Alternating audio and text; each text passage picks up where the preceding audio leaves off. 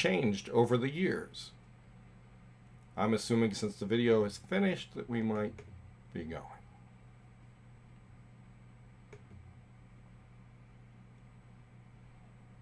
Welcome to our panel on the Tomorrow's Storytellers Today. I want you to just take a moment and think about who helped you as a storyteller. I was at the National Storytelling Conference, and it's always a great time.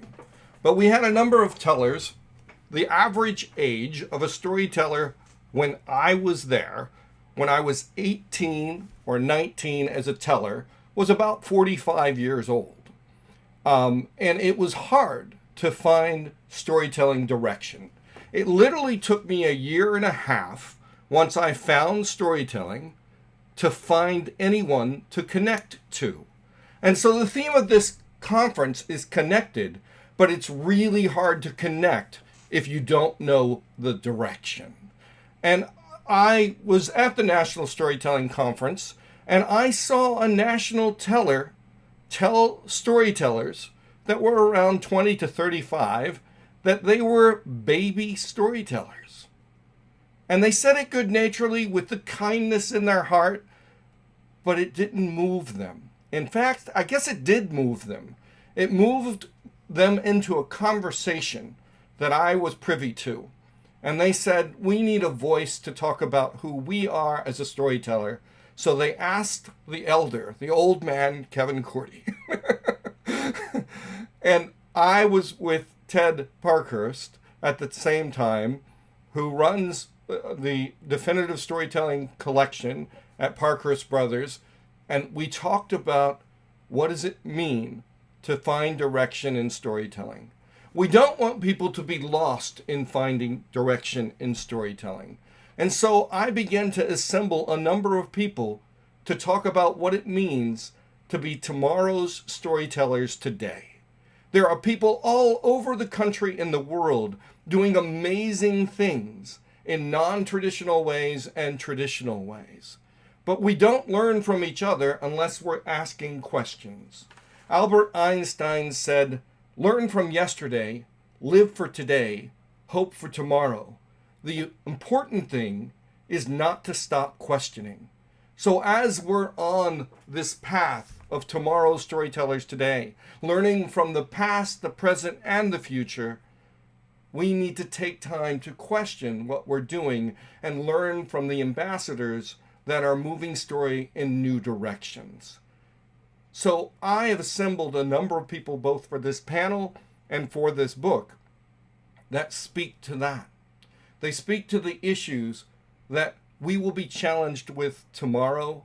They also speak to the programs that they're working today. It is an impressive array of talent and expertise. And with that, I'd like to bring on the first speaker. She is a multidisciplinary artist based in Philadelphia. She's traveled internationally with a sketch comedy troupe, composed music to put plays up in Chicago, DC, and New York City. She's a contributing editor to the literary journal Pigeon Pages. She's a recipient of the National Storytelling Network Next Generation Scholarship. She holds a BA in Liberal Arts from Bennington College and an MFA in Creative Writing. That's what's on paper. What I know about this storyteller is she's a deep listener and has a pulse on how story changes. She understands the value of story. Let me bring on Amanda Claire Buckley. Oh, yay! Oh my God, what a lovely introduction that I didn't get to hear yesterday. That was amazing. Thank you. I'm excited to be the first person speaking. I was honored to be a part of this book and was honored to meet Kevin at the 2015 conference where I was the scholarship. And just to speak to this sort of question about age, I think I was about 25, maybe 26 when I was there. And I definitely had my cheeks pinched a few times because I was like that cute little baby. So it's definitely that there's this, how do we get these young kids in, was a full conversation when I was there. And I'm so glad I get to speak to it. When I wrote my article for the book, there were two things I wanted to address that initially I thought were pretty disparate, but then the more I thought about them, I realized they were connected. And the first thing I wanted to talk about was my own journey into storytelling. And I think it's important, actually, after hearing so many stories from even just these tellers with us today about how they discovered storytelling, I think it's really important that we talk about it, because how we discovered storytelling is how the next generation of storytellers are going to discover storytelling. Um, so in the book, I write about how when I grew up, I was obsessed with stories. I would reenact the books I read. When I went to bed, I would tell myself stories about what my future would look like. I would tell myself stories about how my day went. When I became an adult, I became friends with a bunch of people who were natural tellers. We'd hang out and be like, hey, tell the story about Nick and the Coconut again. And I would use stories for me just to make sense of my world. And I sort of use myself as a case study in the book as a unique example of someone who's obsessed with stories. But the older I get, the more I realize that's everyone. Everyone's obsessed with stories. It's such a key part of human nature to want stories and to need stories and to latch onto narrative. Our psychology depends on it. It's how we make sense of the world. We love knowing that, thing A leads to thing B, leads to thing C, leads to thing D. And if we know that thing A leads to B, leads to C, leads to D, we can extract E, which is a moral that we put upon this sort of occurrence of events, this chain reaction. Stories, there's a reason why religion uses stories. There's a reason why politicians and lawyers will use stories to convince you of what you ought to do. There's a reason why there's a multi-billion-dollar industry dedicated to TV and film. We're all obsessed with stories. So if there's a question about whether or not the next generation is going to love stories, obviously they are. And that's pretty base claim to make. I think we could all agree on that. What I do think is unique about my journey into storytelling is two things, and they were seemingly disparate, and now I don't think they are. The first thing is that I moved to Chicago. Post-college, the first thing I did was I moved to Chicago, and I got a job as a social media consultant with the Chicago Writers Conference, where I met executive director Mayor Swallow, who is very involved in the live lit scene in Chicago. And if you don't know about the live lit scene in Chicago, I highly recommend you look it out. It's a very amazing, city-specific thing. And you can't go 2 steps without falling onto a live lit show in Chicago. It's amazing. So she pulled me into the scene. She said, you're a writer, you're a performer, this is for you. And I didn't know it existed until I met her. And then through her, I met Ian Belknap, who runs Write Club Chicago, and Write Club has outposts in Atlanta, LA. I think there's a Denver one too that just started, so definitely check them out. But he taught a class I was at, and he was a total advocate for me in the space of live lit, and he recommended me to Scott Whitehair, who you all probably know, who runs Story Lab and This Much Is True in Chicago. And through him, I found the National Storytelling Network and got to come as a scholarship attendee and realize that there's people that this is your bread and butter. This is how you make a living. There are people who are as obsessed with stories as I am, who are still thinking about it and gathering and talking about it. And there's such a community that's so special. And I don't know if I would have found it if it wasn't for having those 3 advocates who sort of pushed me in and gave me every opportunity, and B, being in the city of Chicago where there's an event 3 or 4 times a week. It's such a rich city for storytelling. The second thing that I really wanted to talk about in this article, and the second thing that I think makes my journey into storytelling unique, is that I am from the first generation of storytellers to grow up with social media. And I know it's hokey to talk about social media. I always feel like people throw it out because it's obviously changing everything about how we interact. It's obviously such a new, huge thing, and we should use it to rebrand ourselves and for outreach. But I think more importantly, we have to look at how social media is priming the next generation of storytellers. I was already obsessed with stories when I was a kid, but then Facebook happened when I was 13. And I got to write status updates about myself and share pictures about myself and create an identity.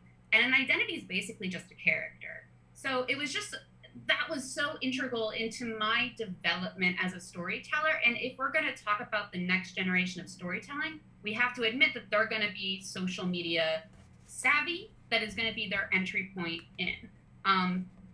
However, I realized that why I love storytelling is also why I love social media. They both do the same things. They give us a platform to tell our stories. They both give us permission to control our narratives, which is so important in terms of social justice and our own psychology, the ability to control our narratives. And there's like a Hamilton quote in there if anyone wants to like put that in the chat. We are also gifted by both social media and storytelling with an audience who responds and applauds and reacts and likes and subscribes to our stories, which gives us that critical dopamine hit, which gets us addicted to the storytelling form, to the social media platforms. We can also find other people's stories and discover universal truths about ourselves that we thought were like was so specific. And I'm sure everyone can agree that we've all been on Facebook and saw that one meme that was so specific. You were like, there's no way other people have my experience. And then you see it and you're like, oh my gosh, I'm actually not that unique. If anyone is also still questioning the power of storytelling on social media, I challenge you to look at the movie that just came out, Zola, which was entirely based on a Twitter thread. And that movie, that story would not have been made into a movie without Twitter. And what's so lovely about that movie and about that Twitter thread is Zola, who wrote it, is speaking so genuinely. She's such a teller. She's such a storyteller. And without that platform, she wouldn't have told this story that's now a major motion picture, which is amazing. So where am I at right now? Yeah, so social media is really cool. There's a lot that I think primed me from social media to get into storytelling. But once I started doing storytelling in Chicago, being in a room with people changed. It changed how I thought about storytelling because I could see the reactions, and I got to talk to people after, and I got to look people in the eye when I said things. And that's something that our next generation might need a little bit of coaxing to get into. Social media is priming them for this experience, but we need to show them how they can have that same experience in a room. However, I do want to say that there is a sort of like a caveat, and I've been thinking about this more and more as of late. The room is this now. This is a room. We're not physically in the same space together, and I actually think this is what excites me about storytelling, is we're now sort of meeting people where social media is at. And the thing that I think makes social media a more likely storytelling vehicle for the youths is that it's easily accessible. Anyone can log on, anyone can make a profile, anyone can write a tweet. So I think that low barrier of entry is so critical. And something that I noticed is, I was so lucky to be in Chicago to get that experience. But if I was in any other city, I never would have gotten into storytelling. And I've now since moved to Philly. I've been in Chicago. I've gotten my MFA in creative nonfiction. So if anyone wants to talk about truthiness, call me. But I've yet to find a storytelling scene that was as accepting and just lovely as Chicago. And I think we need to accept that the way storytelling is moving is these online spaces, which eradicate location as a barrier to entry and also just make it a much safer place to be. So yeah, that's sort of my thesis. Kevin, all good? Is that? Thank you, Amanda. Thank you so much for showing us the pervasive nature of storytelling, and that in tomorrow's Storytelling Today, social media is not going away. We need to answer the pulse. And speaking of answering the pulse, let me move on to the next speaker. The next speaker was born in Boulder, Colorado. He grew up without a television and so found a love for storytelling from tapes, audio tapes. Drawn to performance and theater from a young age, he started as an actor, has a BA in theater for the Union College, and has been working as a professional theater technician. That's what's on paper. Let me tell you. David Bowie once said, "Tomorrow belongs to those who can hear it coming." And this teller is listening to how story is changing. But he also is staying true to what he knows about story. But let him tell you. Here he is, storyteller Cooper Brown. Thank you so much, Kevin. It's really, really fun to be here.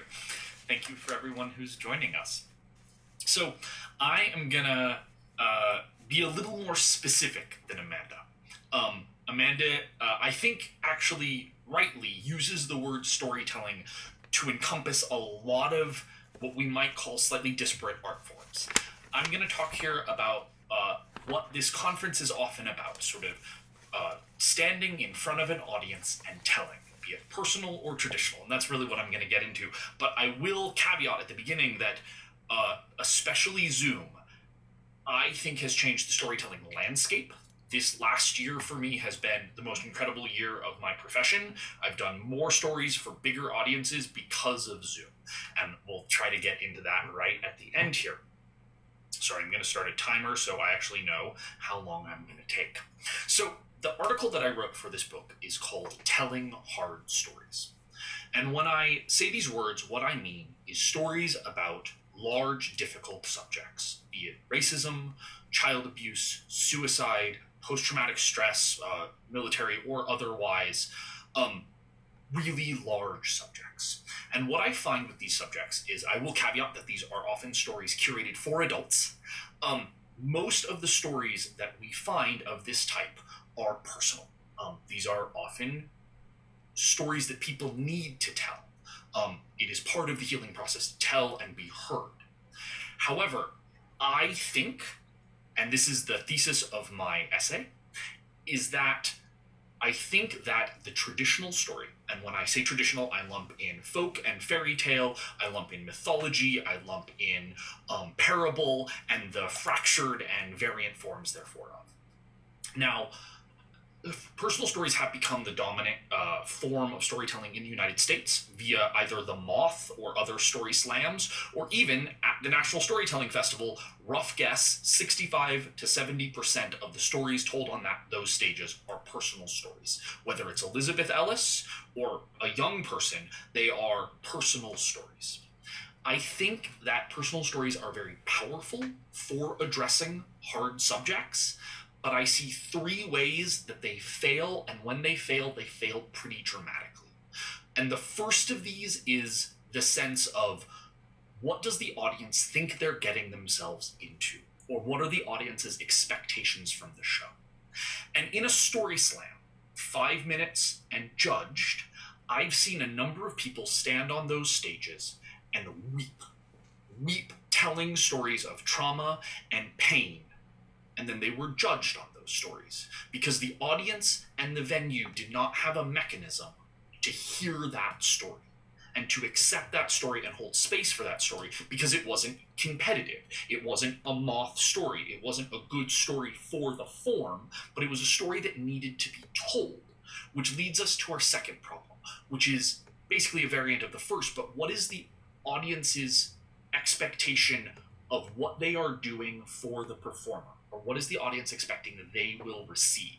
Are they there to be entertained, to be challenged, to hold space?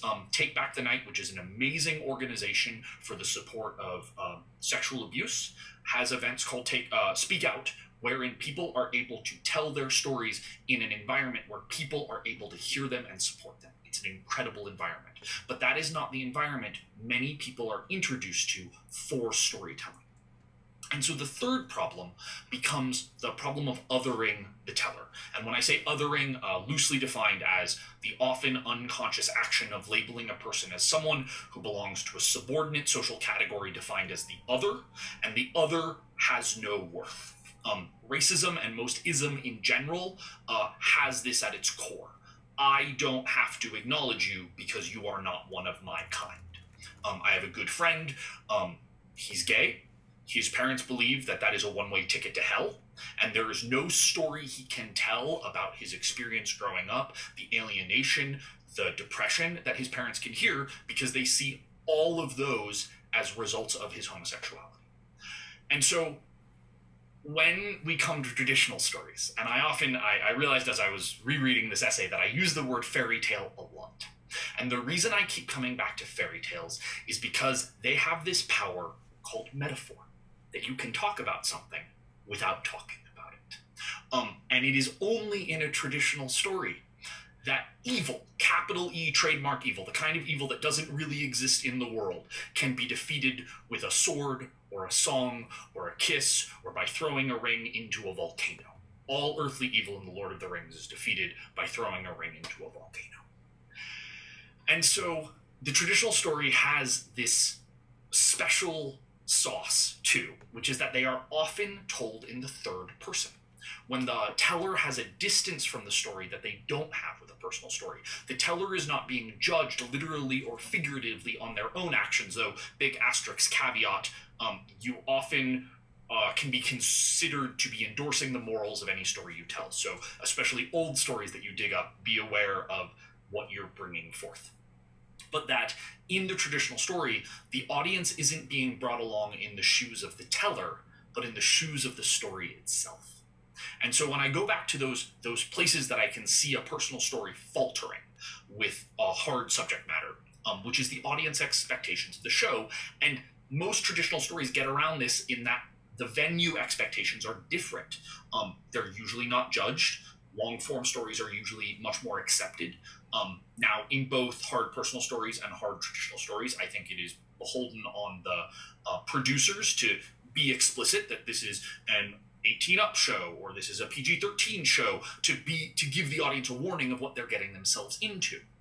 And also, audience often expect fairy tales to have a moral.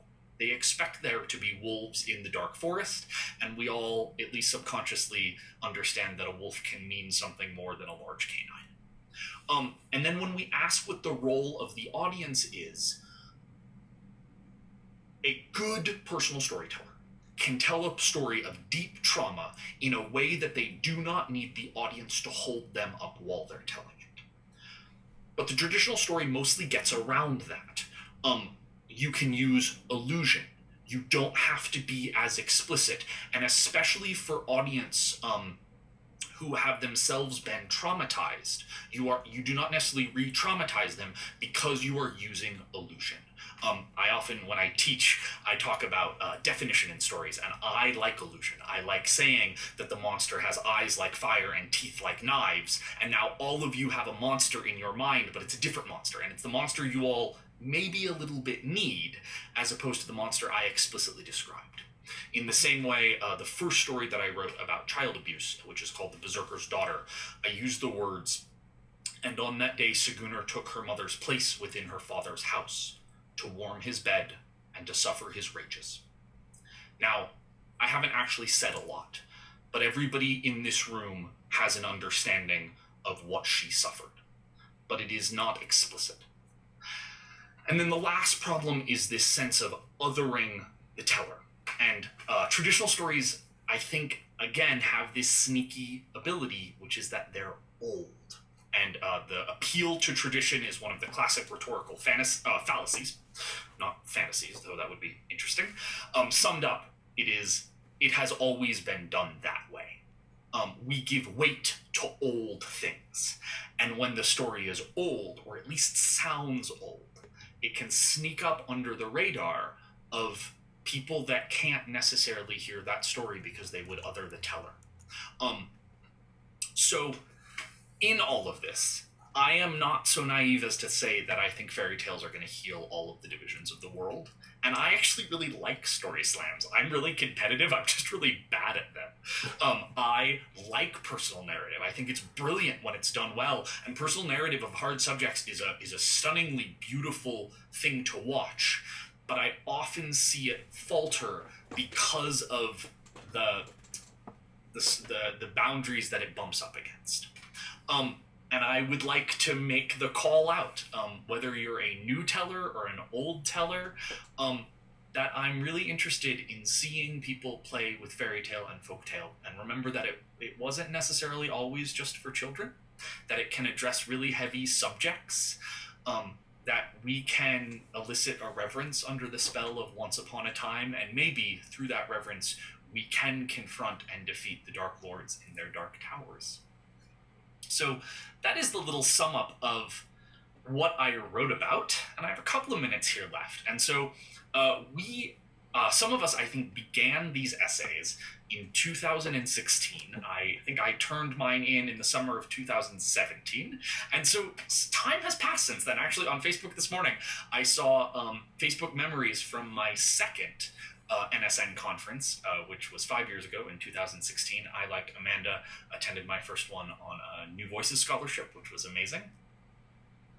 And that with the conference that the images were coming up was I did two stories, one of which was The Berserker's Daughter, and the other which is a retelling of a Brothers Grimm's fairy tale about post-traumatic stress. And so this is a subject I am interested in. I love fairy tale. And what I think this last year has brought to me is that there are a lot of people on Earth that love fairy tale. And via the power of Zoom, I've been able to reach more of them than I've ever been able to before. That I've been able to host events that people all over the world are coming to. I think that there is a huge appetite for fairy tale and folktale that addresses pertinent subjects. I think one only has to look at young adult fiction to see that this is a huge market, and that there are people that love fairy tale and folktale and love playing with it, but they have never seen the art form that many of us practice. And when they find it, they keep coming back. So with that, I think my time is up. I will turn it back to Kevin, and I am so interested to hear what my other presenters here have to say. Cooper, thank you so much for helping us revisit traditional fairy and folk tales. The one thing about the book was I looked for people who not only were tellers, but were reflective, as Einstein says, continually questioning the art. Imagine the storytellers that you learned from may not be here within 20, 30, 40 years, whatever.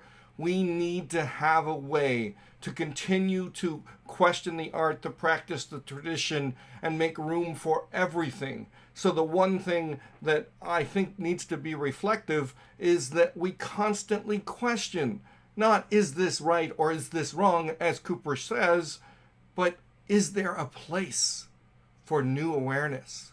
And Cooper, thank you for showing that. But also, we as storytellers, someone just asked, what is the title of the book of essays? Tomorrow's Storytellers Today is the answer to that. And it's, hey, the commercial, it's on pre-sale at parkhurstbrothers.com. But storytellers also have to speak to being active or activism. I'd like to introduce the next storyteller is a Colombia storyteller and performer who researches and brings to life a wide repertoire of myths and traditional tales from Hispanic and Latino America. Her bilingual storytelling style enchants audiences with her compelling mannerisms and the passion she brings into each story. She is also a recipient of the J.J. Renault Emerging Art Grant. She has an active podcast, and we'll learn more about that for the community that she's telling to, with, and for. She knows about activism because she's active. Ladies and gentlemen, it is a rich honor to bring to you Carolina Correga Stoltz, or Carolina the Storyteller. Thank you, Kevin. That was such an inspirational introduction. I feel like I have to fill big shoes now. But first of all, I wanted to thank Amanda and Cooper and everybody that is here, and those who wrote but are not here, for doing such an amazing job. And I'm learning so much from you guys talking, and I'm sure we're all gonna learn so much when we read the book too. So about 10 years ago, I was when I was living in Colombia, I was working at an arts cultural center. And at the time, I wasn't an artist. I was just a cultural facilitator. But everybody around me was an artist somehow. They were musicians and painters and all kinds of art related. And one day we had a debate. Mostly they had a debate. And the debate was about,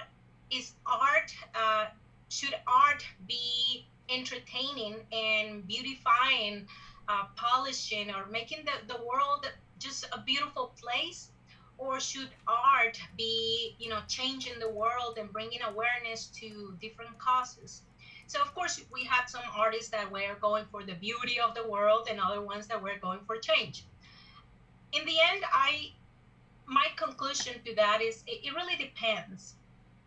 There are times in which the world needs a beautiful place and it just needs to laugh, right? There are other times in which the world needs a push, it needs a change. And so you can choose where you want to be. I like being in both places because I think there is always an option, there is a chance that we can improve our world through the stories we're telling and we're choosing to tell.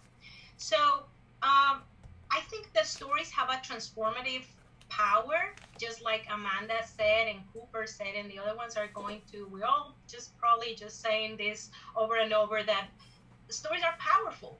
They have that power, and when it comes out of your mouth, the power is bigger, it just amplifies.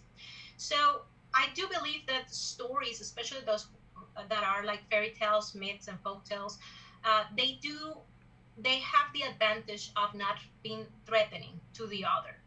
So they still can feel at sometimes impersonated, but aspects of that person. So they will not feel threatened if you kind of judging or bringing other characters that are trying to bring some social conscious or telling the other that he's not doing the things right and that he or she should change, right? But as long as it's someone that is in that story, the person sitting and receiving the story is not feeling that is like a direct attack to that person. So that's one of the beauties of folktales, myths, and legends, that you can reach so many audiences and you can add so many layers of consciousness, and people will get it depending on where they are in their stage of life, right? So I have dedicated my life to speak for the Latin American community. I feel like there's so much that people don't know. There's so much bias.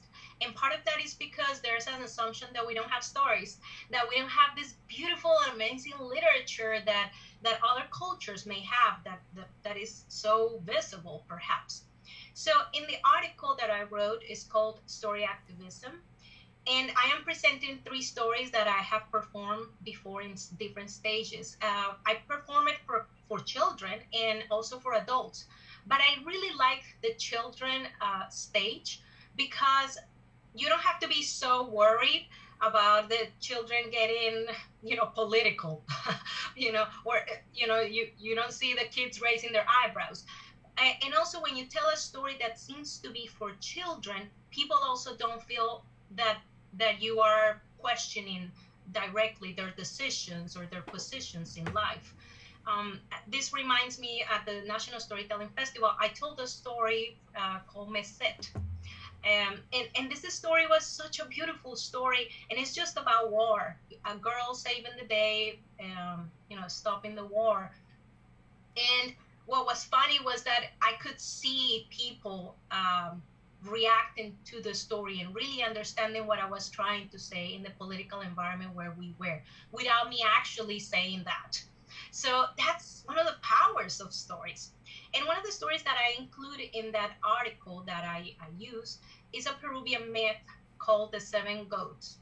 And the story goes that the sun and the moon fell in love.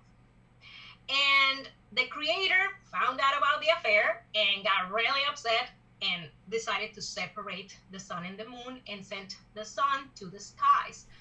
The moon is alone, but she's pregnant, so she has 7 children. And when the creator finds out about it, just exiles the moon to the skies, but on the opposite side of the sun. Now the children are parentless. They grow up like that. And when the oldest is old enough to lead the rest, he decides that they're going to try to join their parents in the skies. Well, they go through several trials, and when the youngest almost dies, the creator changes his mind and allows them to go and reunite themselves with their parents. And when I read that story the first time, it was so obvious to me the social problem that we had right there with which migrants. I mean, if you have read some of the interviews done to migrants or to these families that are separated is that mom or dad, someone in the family goes away and works really hard sending money, but eventually it's not enough, so someone else has to go, and eventually the kids grow up without parents and they also need to go. And that's a situation in which the US and in general Latin America has been. Even Colombia, my country, Venezuelans going to Colombia, we have been through this since forever, because it's just a human thing to migrate. If things get bad, you're gonna do what's needed to provide for something better for your family. It's just as simple as that. So this story, to me, it was such a great metaphor for me to just show it to the people without having to go into numbers, percentages, or maybe telling people the sad story of these kids that we already, they call it kids in cages, and it goes all and on and on. And people sometimes are just blocked towards that type of sadness. They don't want to feel compassionate because they have their own problems. But when you present a story like this, things start clicking in the back of their heads, and things start, you see the nodding, and you see the reflection in the back of their minds. So I think that it is so important that you find your call of transformation, whether it is women's rights, racism, children, LGTB, vote suppression, which is the trending thing these days, elders, homeless. Find your call of transformation and try to dedicate some of the stories that you tell to give voice to those who cannot speak. Because we have social media, that's true, and a lot of people have the opportunity perhaps to talk through it, but in reality there are so many people that are not able to speak, and not because they don't speak English, but because they feel shame, because someone is telling them you can't, or because they have to create this altered narrative to survive. And we can be that voice that says this exists, and I might not be the only one to help you to heal that, but I can help you find others. We can find those who have compassion for your cause too, for what's going on. So in that mission that I jumped on years ago, I began producing a podcast, which is like a radio show on internet, and it's called Tres Cuentos. It means 3 stories, and it's a show dedicated to showcase Latin Americans literature. And so we tell stories in English and Spanish from all across Latin America, short stories, theater, novel, etc. Because I feel that if we get to know each other more, if you listen to our stories, you will understand much better that in reality, we're not that different from you. We're just literally the same. We were just born in different places. So my call to you is find that story that transformed the world, and just know that you are already someone that is transforming the world, but by being brave and telling stories. And our stories should reflect the valuable lessons that we have learned, that's for sure. But I think that by all means, our stories should be instigating critical thinking and creative action. And our stories should not be talking about how different, how amazing being different is, perhaps, or patriotism or any isms. For that, there's other spaces, but not this, because we're creating community and we are transforming the world. Your voice is powerful, and you have an amazing responsibility the moment you open your mouth and start saying once upon a time. And that's all I gotta say. Thank you so much. Carolina, thank you so much. We so appreciate and value all that you... Just think of what she said. Your voice is powerful, and as soon as you get to speak, you should be active. And we appreciate all that you're doing in that regard. Before I introduce the next person, I do want to put a plug for the Youth Educators Storytelling Special Interest Group that not only sponsors it, and I'm a board member of, but a place that you can find out at storynet.org to be involved both with youth and educators and storytellers together. Let me introduce the next teller. Is a requested speaker from my home state, Ohio. This teller is known for various forms of work, such as professional speaking, which landed him on the TEDx stage, community work all throughout Columbus, and an award-winning video documentation. His overall goal is to educate and connect the world beyond perceptions and stereotypes with authentic experiences through documentation and storytelling. That's what's there. What's not on the paper is what you need to know. That when he speaks, we need to listen, because he finds new conversation every time he talks. He came to me in the sense of everybody said, you need to hear this speaker. You need to hear this person's stories. And he's finding his stories and his storytelling as a result. Ladies and gentlemen, a warm welcome for Dante Woods Spikes. Thank you. Yeah, your introductions almost brought me to tears. My goodness, you are good at this. Thank you, everybody, for coming. I really appreciate you giving your time and energy for us storytellers. Before I start, I would love to go back a little bit and highlight another storyteller, Cooper, who laid the foundation for storytelling when it comes to personal stories, when it comes to if you want to tell folk stories, or if it's just anything, you can tell stories in so many different ways. What I've learned to do was to utilize my personal narrative story. And to be 100% honest with you, I consider myself to be a very lucky person, because I did not receive any training. I did not venture out to become a storyteller. But after a while, when things start to line up for you and you start to speak up and you start to see changes happening, you really don't have a choice but to answer to that calling. And I've learned throughout the past couple of years that I really don't have much of a choice.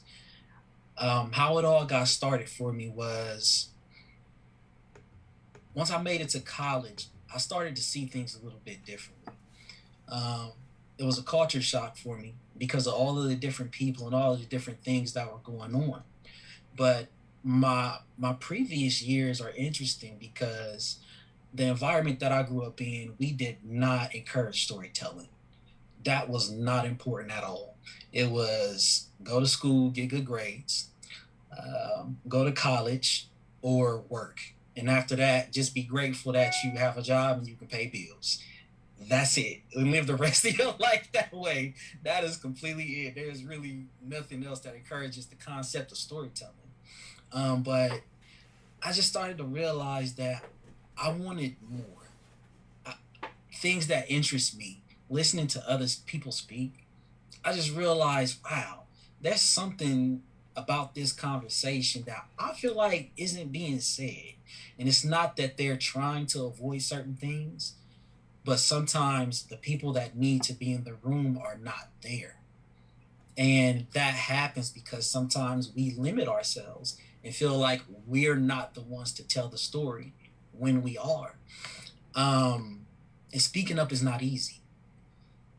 It's one of those things that you can feel very uncomfortable because you have no idea who's judging you. You don't know what people are going to say. You don't know what people are going to feel. You don't want to offend anyone. And that is understandable, but it gets to a point where we have to start speaking up. And for me, what really pushed me over the edge and made me start to speak up was there were lots of conversations about diversity and inclusion happening. And young Black men where I come from is considered an epidemic of them losing their lives, them not graduating school, them not attending college.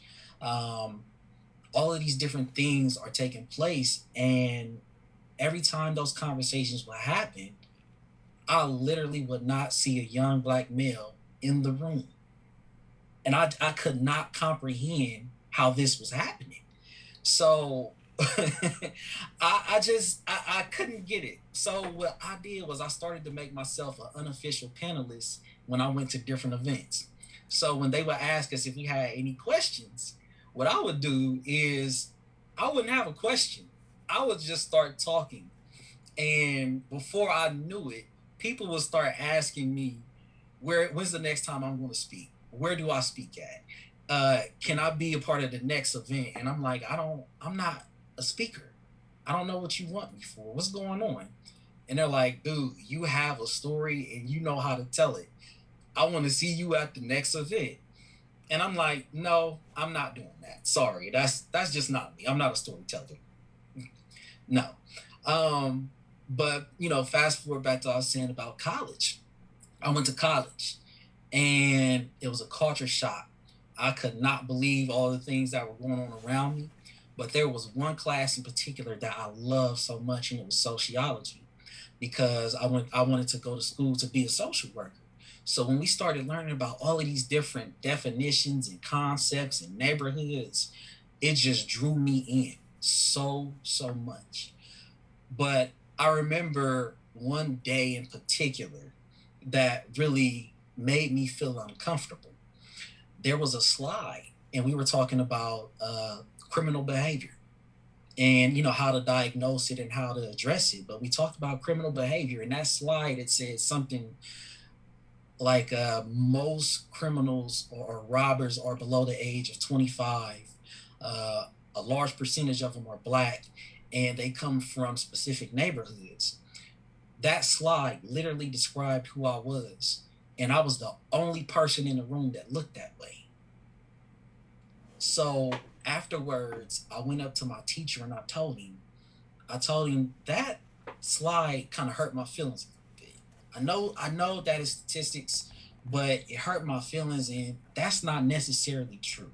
We can be misleading this whole group of students that come from neighborhoods and environments that have no idea that there's more in these neighborhoods than what that slide had just said. And that teacher, luckily he was a good guy. He said, okay, so every single time a slide came up, anything similar or close to that, my teacher would stop and he would say, Dante, what do you think? So for other people, that may make them feel uncomfortable. But for me personally, it helped me develop a voice and confidence in spaces where there was absolutely no one that looked like I did. And afterwards, my teacher was like, man, Dante, you're good at telling stories, man. You should start giving speeches and doing different things. And I'm like, no, that's not me. I don't know. I just wanted to say how I felt in this moment. It's nothing more than that. So after that, I started getting very inspired to do things with young Black men. And not too far from my school, there was this church that had an opportunity for us to do mentorship or to do things with the kids. And I asked the pastor, I said, hey, I want to start a teens group for the boys in this neighborhood.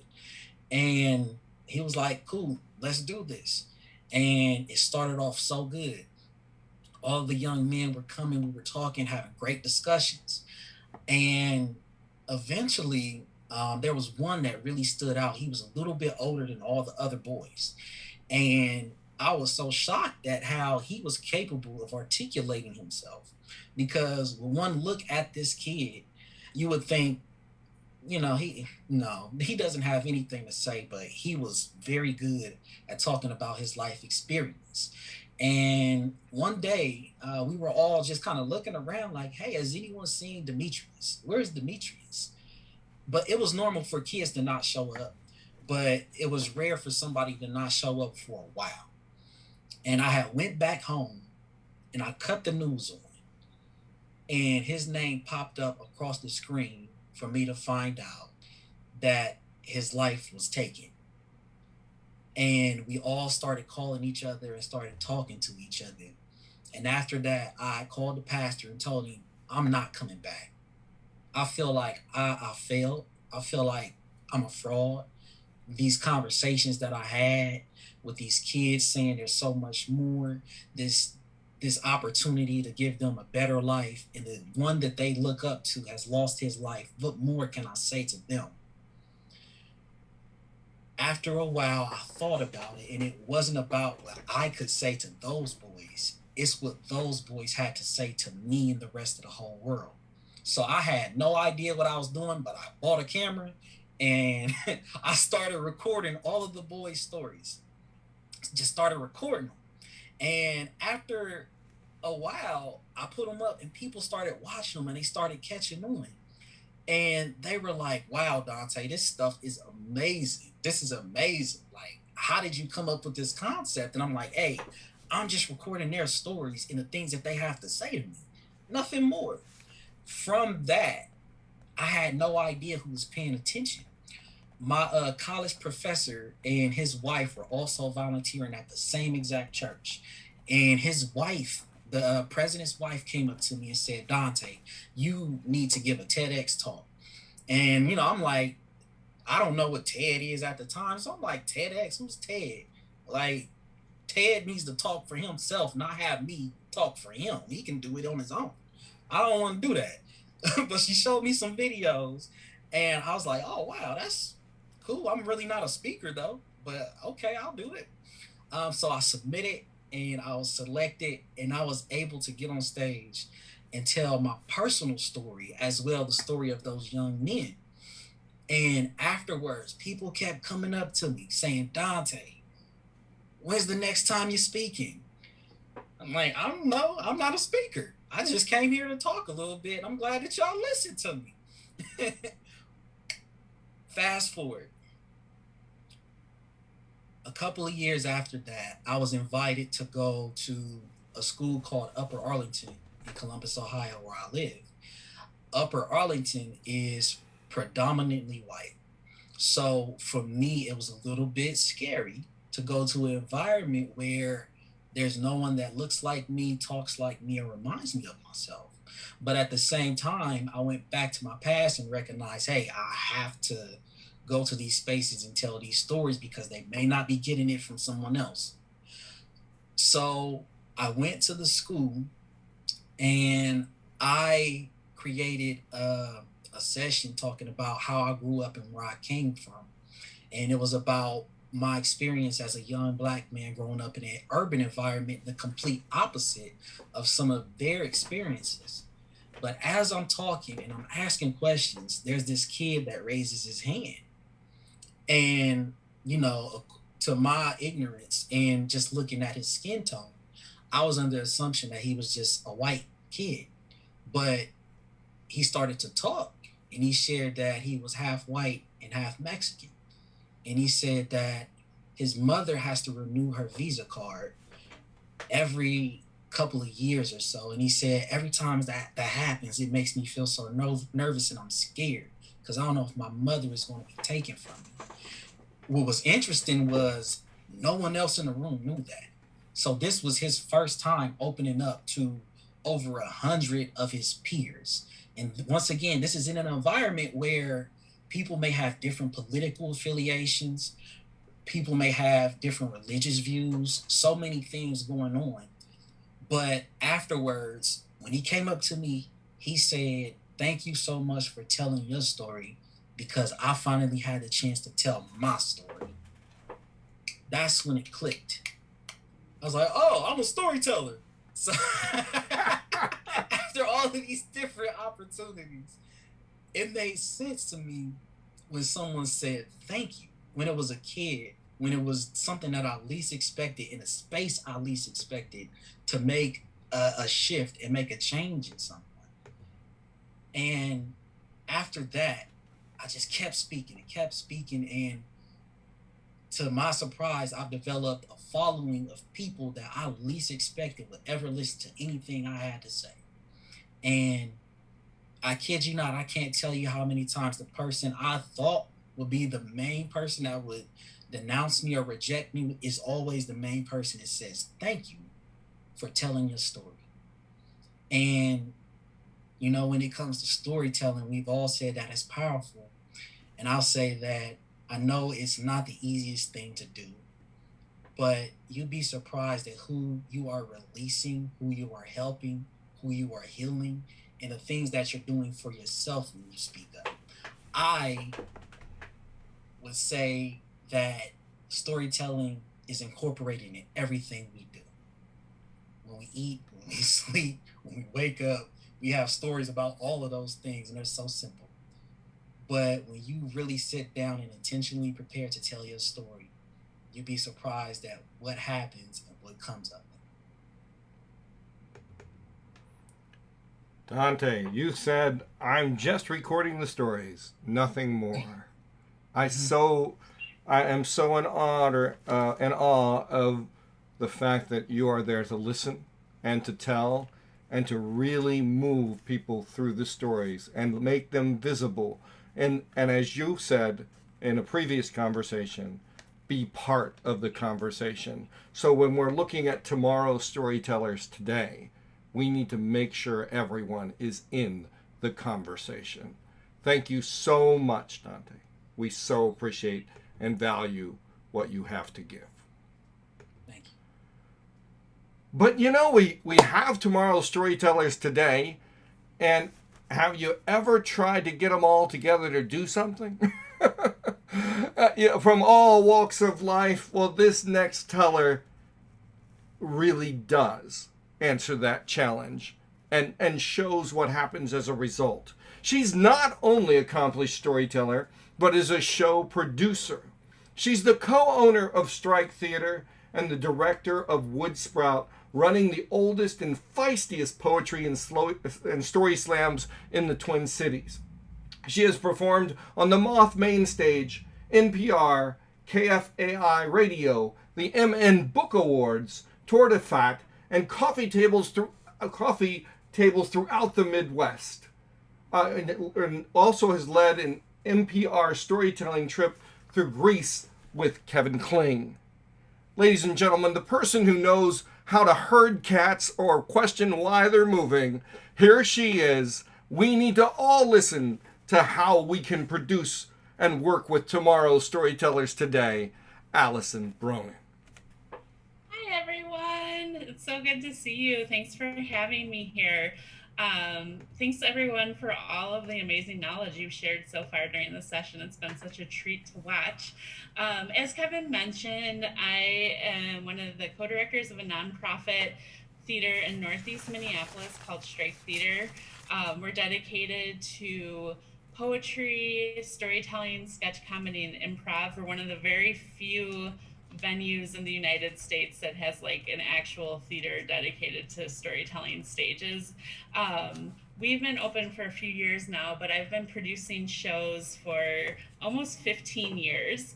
And I've produced shows all over the cities, all over the state. We've made road trips to little coffee shops in Iowa, Irish bars, art galleries, all sorts of places. I got involved in producing because I went to college on a speech and debate scholarship, and when I graduated, I still only thought you can do performance for competition.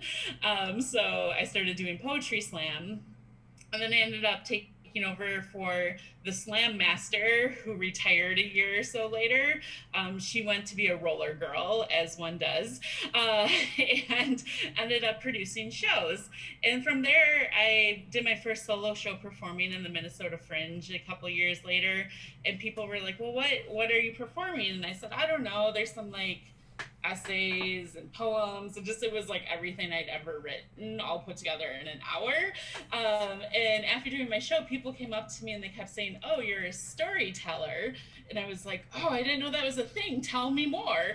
So I found a robust storytelling community in the Twin Cities. And I think one of the really interesting things about the Twin Cities storytelling scene is I would say we have one of the most integrated intergenerational storytelling scenes around. A lot of our shows have people from the age of like 20 to 75 in them, and that is a lot of fun for us. So I kept producing shows, kept growing into my Word Sprout production show, and eventually we were producing about 80 shows a year throughout the Twin Cities. So I've learned a few things along the way that I would like to share with you if you are thinking about being a producer. If you never have interest in being a producer, things you can take away from this is to like thank your producers so much. Ask them how you can help them. There's really little things people can do that are like so delightfully helpful. And it can be a really thankless job, but it's also such a fun part of building a community. And I say in my article, when you start producing, you're being part of a larger community, and that also comes with some great responsibilities. So just diving into that a little bit, like your show does what now? When I'm planning shows, I always want to think about what gimmick we're going to use to get people to the show. If you think of a story slam, essentially that's an open mic with the gimmick of judging people, right? Like if you say, do you want to come to my open mic, people are like, heck no, that sounds terrible. But all of a sudden, shows like the Moth and other story slams are selling out all throughout the country because they have this gimmick of judging people at them. Your gimmick can be a theme. I encourage you to look around your scene and say, what holes are there? What voices are not having a stage right now? Like, how can we help bring those voices to stage? We started Outspoken about 8 years ago, which is a queer open mic. We started the new Shit Show, which is all world premieres all the time. It's all works that have never been seen on a stage before.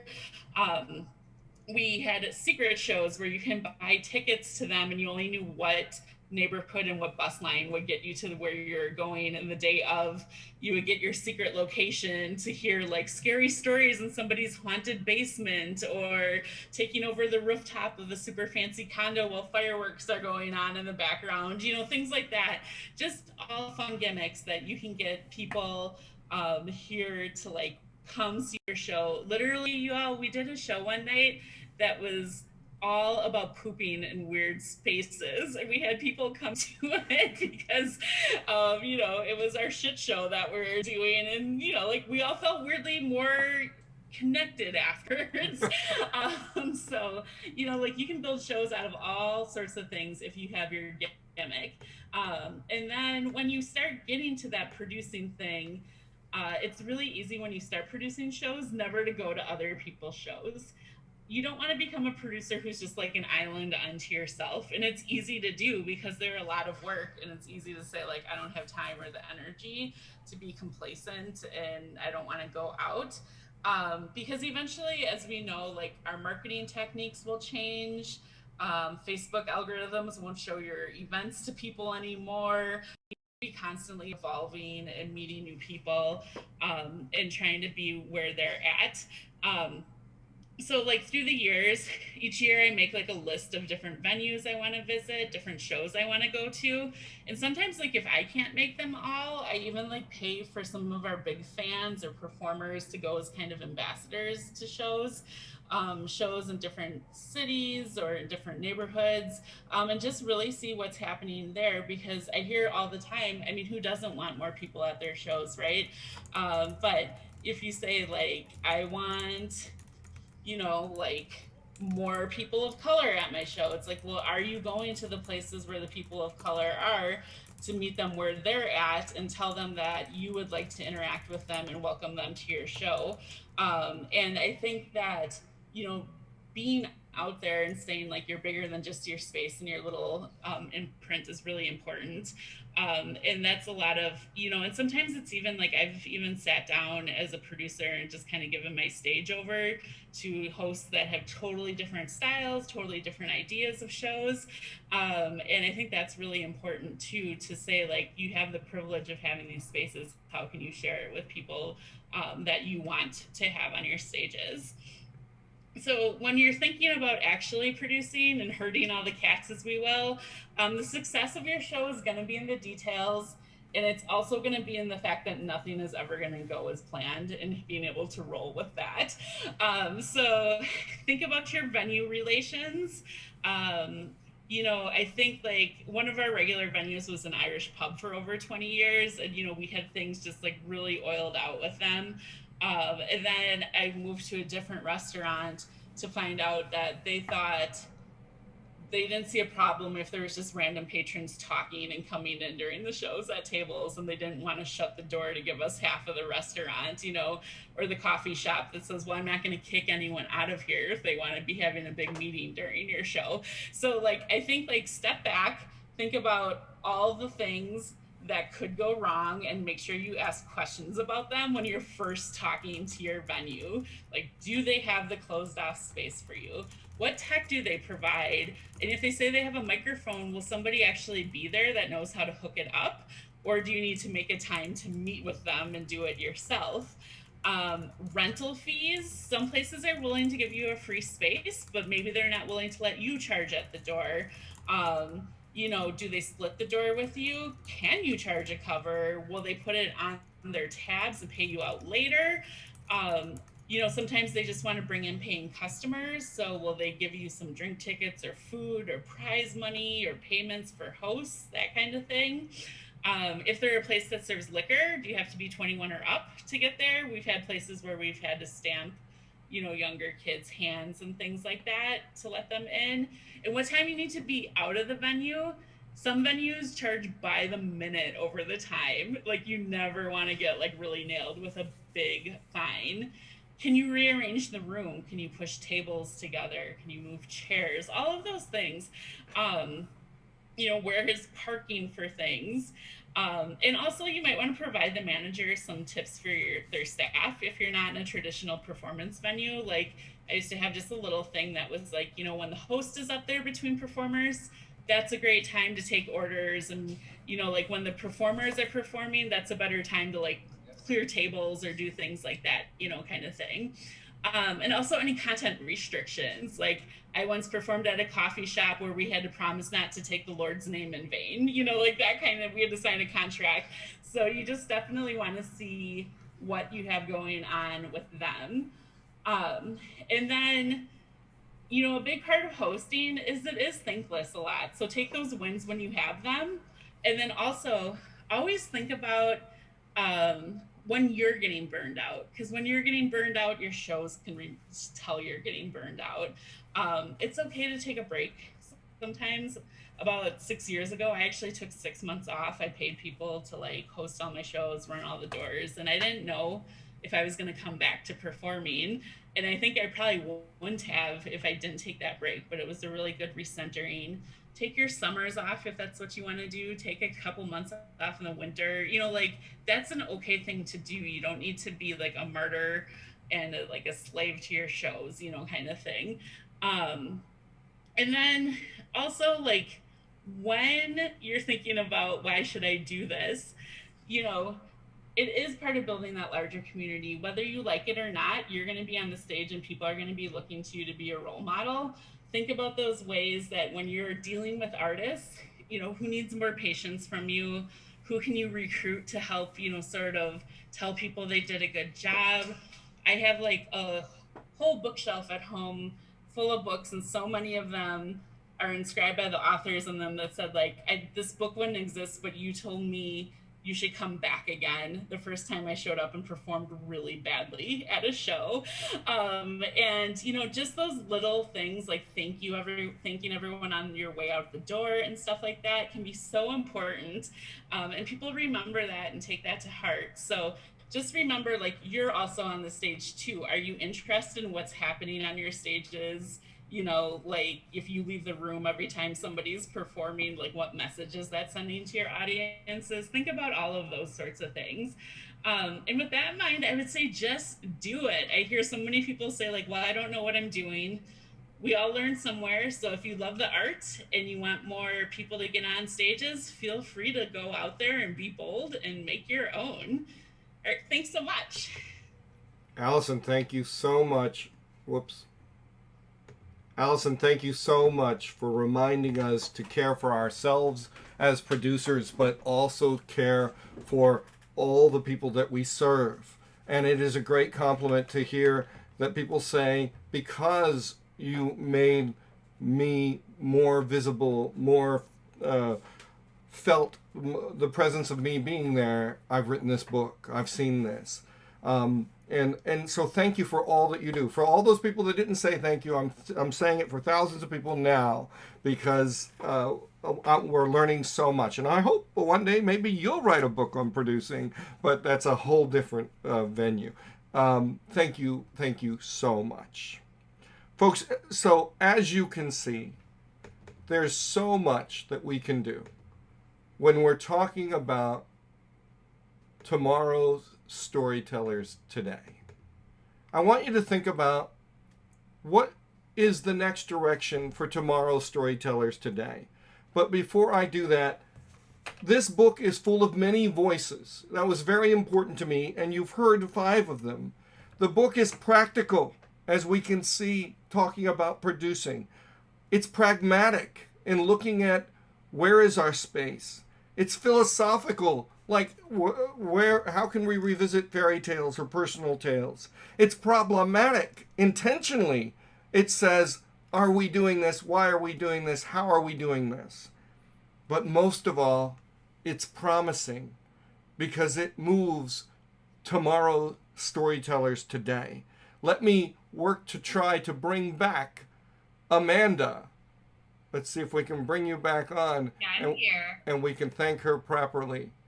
Let's also bring in Cooper. I don't even know if this thing will do this, but and as they read the chat, and as they look, Carolina, as they read the chat, as they look at what people are asking about or saying, I'm going to ask them each to just kind of say something very quickly. And it could be something that's addressed in the chat. It can be something that made people think. That would be fine. Dante and Allison. Let's give a wild round of applause. We can do that. For tomorrow storytellers today. It is an honor. I know that they've been waiting a long time for this work, but honestly, their work has already and always been continuing. It's just now coming into print. So I'm going to start in the order. Amanda, if you saw anything in the chat, or you see any questions you want to respond to, or you just want to respond, go right ahead. Yeah, so I guess my sort of takeaway from all of this is my 3 advices for the next generation. Advice for the next generation: keep the barrier to access low. I think we can all agree that that's just, how we get new people in here.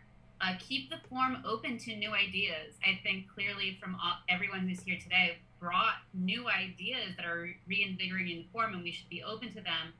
And then also be fierce advocates for each other. I think nobody would be here if they didn't have people who fought for them. And Kevin, you're obviously one of the people who is a fierce advocate for us. And, the National Storytelling Network and that scholarship that both me and Cooper, I wouldn't have gone to that conference without that scholarship. And that's so meaningful. And, with producers looking at, we're all doing such important work, and keep it up, and be so open to just encouraging any newbie, any new person who wanders in one day and looks lost, like I'm sure I looked like at that conference, and just tell them you're in the right place. I got you. Thank you, Amanda. And I was reading Lev Vygotsky, because that's the academic in me, who is a social psychologist, who said that you have to work together so you know how to be an expert by yourself. We need to remember that in storytelling. Amanda's reminding of us that. Cooper, up to you. I think I'll riff on Allison here. I am also a producer, but mostly what I produce are my own shows. I'm one of those people that I needed venues, so I went and I found them. And what I will say to everybody at this moment, because it's the line I'm just saying over and over, it has never been easier. So a 100-seat Zoom account costs $15 a month. It costs $12 a month if you pay it in one lump sum at the beginning of the year. There is not a theater on earth that will sit 100 people that you have for a whole month, 24 hours a day, for $15. You can't buy that. But on Zoom, you can. You can get people from everywhere across the world.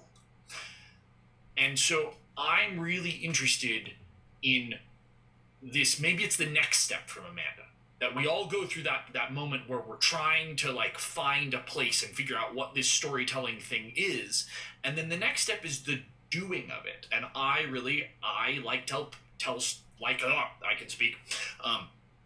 I like to tell stories for adults, and so I said, how do I do that? And I stumbled through figuring out how to be a producer, and I think there is no easier time to do it than now.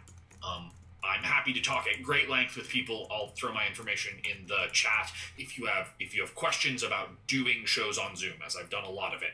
But I think now is a moment where you want to do a show. It is the cheapest it will ever be to do it on Zoom.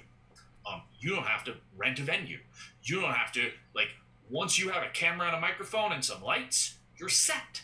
And so I think I would encourage more people to put their work out, to do shows. I see people in the audience, Pam Farrow and Sarah Beth, people who are doing live shows on Facebook weekly in some cases, that now is a time you can do it. And with the internet, you are able to reach people who may not be down the road. There's a relatively small storytelling community in Colorado, but I have audience in Singapore. I don't know how I did that, but they keep coming back to my shows. So I would recommend that you take advantage of the internet, and that sometimes the answer is to go produce the shows for yourself. Don't wait for someone to say, oh, come on my show. What do you do? Oh, we do that. Come perform for us. It is really easy to do. Produce your own stuff. It's never been easier. And the reason they come to Singapore because he does it well, and he'll put in the chat fairy tale variations or whatever he's doing next. And speaking of next, he actually is on my show, which is Sunday debut, a fusion of storytelling and play, where he will tell a story he's never told before, along with Ed Stivender and Tim Tingle. And once a month, last Sunday, and then we play together with it. And some of the people on this panel you'll see them there soon as well. So we go to Carolina. So, what was the question? I got so inspired by Amanda and Cooper that I was like taking notes here, things I need to do. So. And that says a lot, that the speakers are taking notes on the speakers. That's why the next generation is moving forward. If you read a question in the chat, or you just have some advice to give us as we think about the whole program, or just what you offered as well. Awesome. Hey, thank you, Cooper. I'm gonna start producing something else too. All I wanted to say is, echoing Allison, is to be bold. Your stories and the stories you choose and the causes you choose, your causes of transformation that you choose, they matter, because if they're coming to your mind, it's because the universe is saying, hey, you have the power. You have the power to tell it. You have the power to transform this world. You have the power to be the voice of millions of voices that are not being heard. So use it. If those ideas are popping in your head, it's because, you are the channel, or one of the channels of that transformation. Kind of going a little bit into what Cooper said and Amanda was saying, the podcast, for instance, was my way to get to older audiences, right? And the advantages of the new technologies. As Cooper said, in the podcast, I take more like a producer type of work. I'm actually looking for partnerships. If anyone wants to be a voice in the podcast and read Latin American literature, please email me at storytellercarolina@gmail.com. We are always looking for voices that would like to read Latin American literature aloud in English. And we want you there because we want you to connect with our cultures and get to know more about us, and also interact with us and show us what your culture is about too. So social media, these technologies are definitely connecting all of us, and we should just jump on board. If anyone wants to maybe also start a podcast or having ideas, or you want to start children podcasts, sign me up for that, because I'm working on an idea too. There's so much we can do together. We can partner together. We can push each other together. I'm not I couldn't be here if it wasn't for the thousands of people in this country and in my country that helped me out, like Amanda said. Like, it's just you partner with others, you help each other, you push each other. So we're here for each other, and go for it. As Carolina shows us, community is so important. Taking an active, I mean, there are beautiful things going on. There's wonderful things that you agree or disagree with, or wherever. We need to have active voice. Some people think that we privilege storytelling and forget story making. And so let's consider the idea that we can make meaning with story even if we're not performing. Richard Bauman said there's performative act in ordinary speech when it's done well. So we want to consider that. And let's hear from Dante.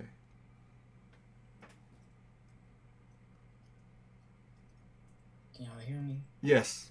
Okay. I would just, reiterate the idea of just speaking up. Everything that we say is a story, one way or another. And I'll be honest, I still sometimes struggle with the title because for me, it's just so natural. And I'm literally just telling my story from my perspective. But the way it's opened up doors for me and some of the teachers, people that work for organizations, people that have businesses, people that have children, you usually hear them say thank you. And I'm like, I'm just saying what I went through. But it just goes to show you have no idea what it is that you're holding on to and how precious it can be for somebody else. Because I did get to a point where I got so tired of having that moment where I'm like, I want to say something, but I would fight myself and silence myself and say, I'm not going to say anything. But I would leave events or I would leave conversations and my heart would just be beating. And I'm like, oh my goodness, I should have said something. And you get tired of that after a while. You get so tired of it. And when I got tired of it and I started speaking up, it eventually landed me with the National Storytelling Network. So to anyone that is listening, I'm assuming that you know someone that has a story or you have something that you know you want to say or you need to say. Start saying it. Say it. It doesn't have to be perfect. You don't have to have the perfect language. You can pause. You can say, you can say, I don't know sometimes. But you being present and having enough courage to say something is the first step that opens up all of those doors. So please, as much as you've listened to us, you got to listen to yourself too. Dante said, it's so natural. It's so natural. Jonathan Gottschalk wrote a book called The Storytelling Animal. And he said, a fish doesn't question if they're in water. They're just in water. But it is necessary for survival.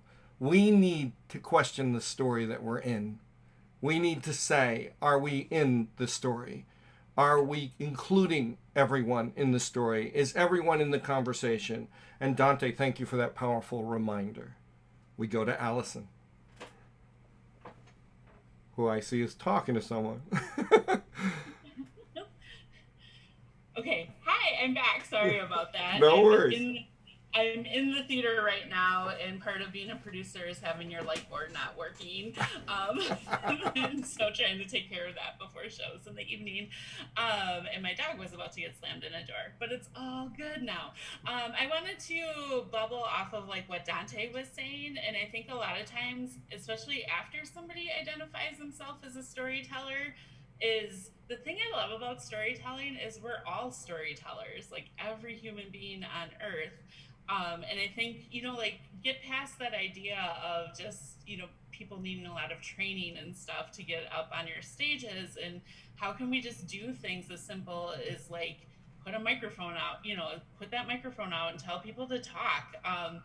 our theater is partnered with the SEIU Local 26, which is the janitors and the window washers of Minnesota's labor union. Seems really random, right? But like, man, we share space with them. They have like the fanciest janitor meetings on the planet with spotlights and full mics and stuff. And also, like, we do a ton of like sharing their story training. Their membership is 85% immigrants, and man, the stories we've put on our stages by working with them. And so often we, have people say, "I'm a janitor. Why would I be doing a storytelling?" And they have the most incredible storytelling stories on the planet. We've done multilingual shows. We've done shows where everyone has earpieces in, and some are in English, and some are in Somali, and some are in Spanish. So you're using translators throughout. Like, really push yourself to say, how can I build accessibility to share other people's stories? Because I do believe, like, hearing each other's stories is the only way to truly create change and understanding in the world. And you're all interested in that. So, like, get out there and do that and keep pushing the boundaries. And, like, Cooper was saying, with Zoom now, we have so much more accessibility to all of these things. And there's people from all over the world on this right now. Like, how awesome is that? So just like keep getting out there and doing that. And I think that is the future. Thank you for that, Allison. We have to be active. We have to be alive. When I was 18, I couldn't find a storytelling community. We hear from Amanda that there's a Chicago Live Lit, that the storytelling community is moving forward. Allison reminds us, if you don't find it, make it. All right? And Dante reminds us that the conversations that we tell, we need to be included.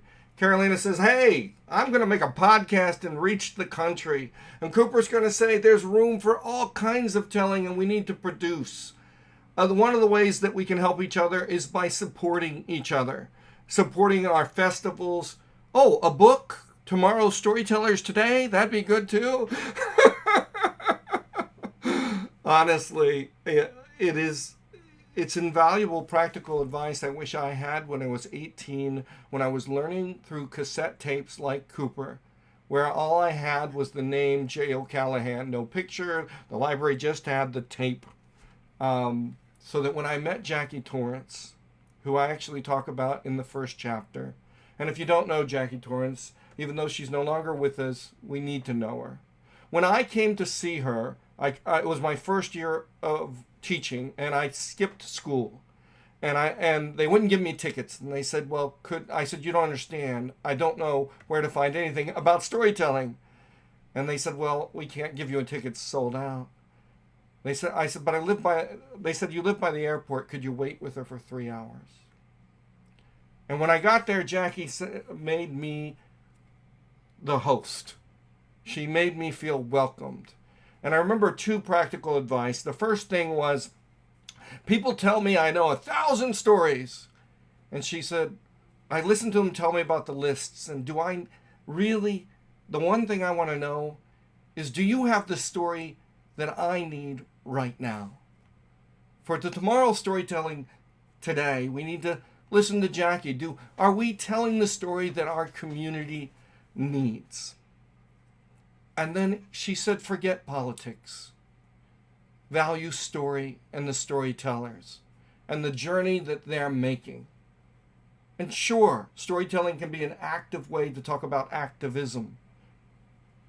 But when we make the dividing lines, we separate who can tell. Let's be inclusive. Let's welcome the environment. Let's follow the paths. I told someone really early that when you're young in storytelling, you could be 70 just trying out. You shouldn't define yourself after four tellings that you're this type of teller. Let's open to the welcoming community. We have a community right here. And Mike Perry, a storyteller, said to me that the first thing that when a baby is born, their hearing is first. And then when someone dies, the hearing is last. We need to listen more than we tell so that we can build a community and be better storytellers. If anyone wants to go off mic, I don't know if you can, that's in the audience, and ask a question or put something on the chat, we have room for just one more thing, or I am going to give just one more closing thought. Take a moment and ask this question. Who taught me storytelling? What was my struggle to get there? How can I make someone struggle less? How can I look forward at the people coming up? And how can I look back at the people who are coming forward? The people that are new have much to offer. The people who are seasoned have much to offer. There's room at the table for everyone.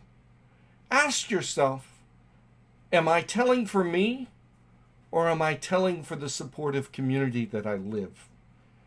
Am I ready? Am I putting an indelible mark in tomorrow's storytellers today?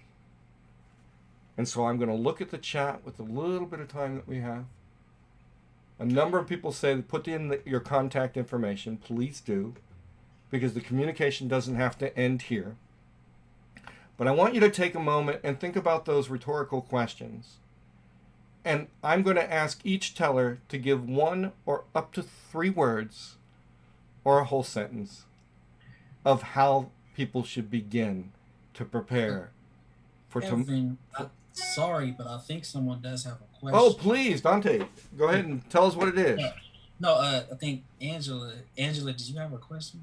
What I wanted to say is that in the Youth Educator Storytelling Special Interest Group, we have a mentoring project.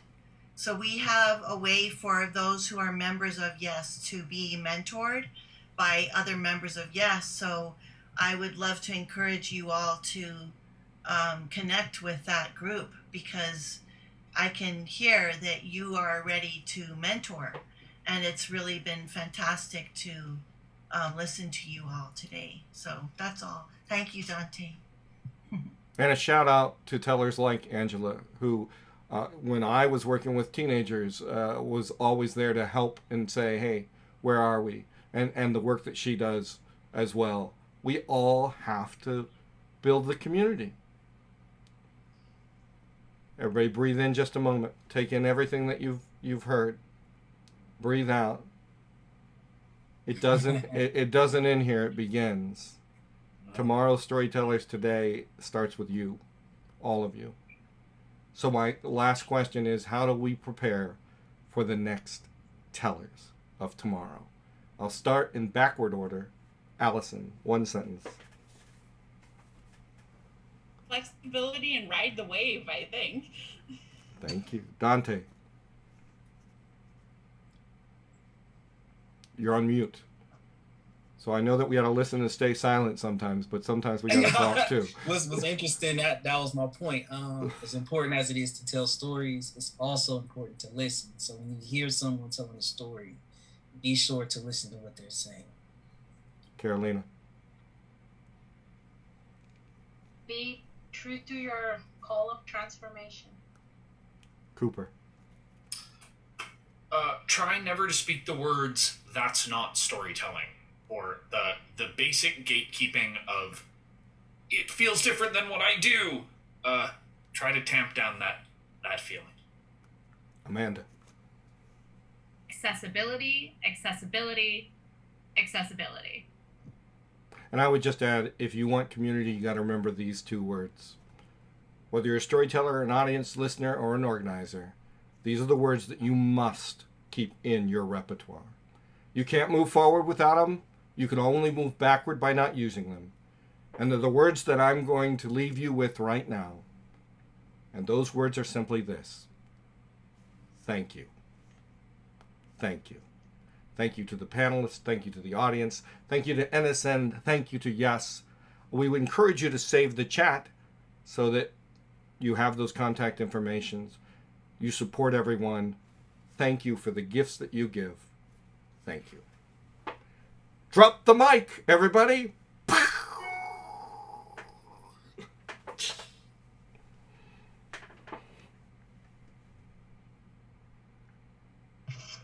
Thank you, everyone.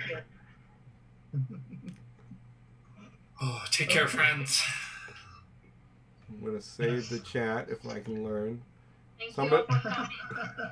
somebody else save the chat in case I don't get it right. Thank you, everybody. Thank you so much. And please read the end, folks. You got a lot of thank yous. Been my pleasure. Wow. Thank you.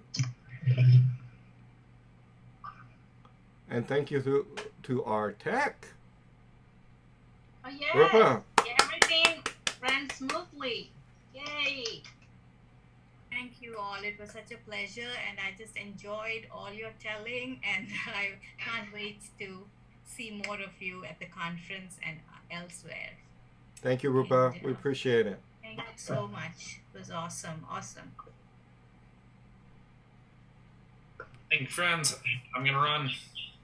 Thanks, Cooper. All right. Are we dismissed? Yes, Oh, yeah. you are.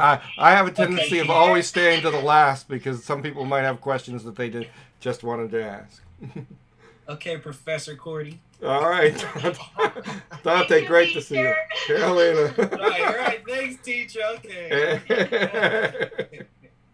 Bye-bye. Bye-bye, all. See y'all later. Bye, everyone. Take care.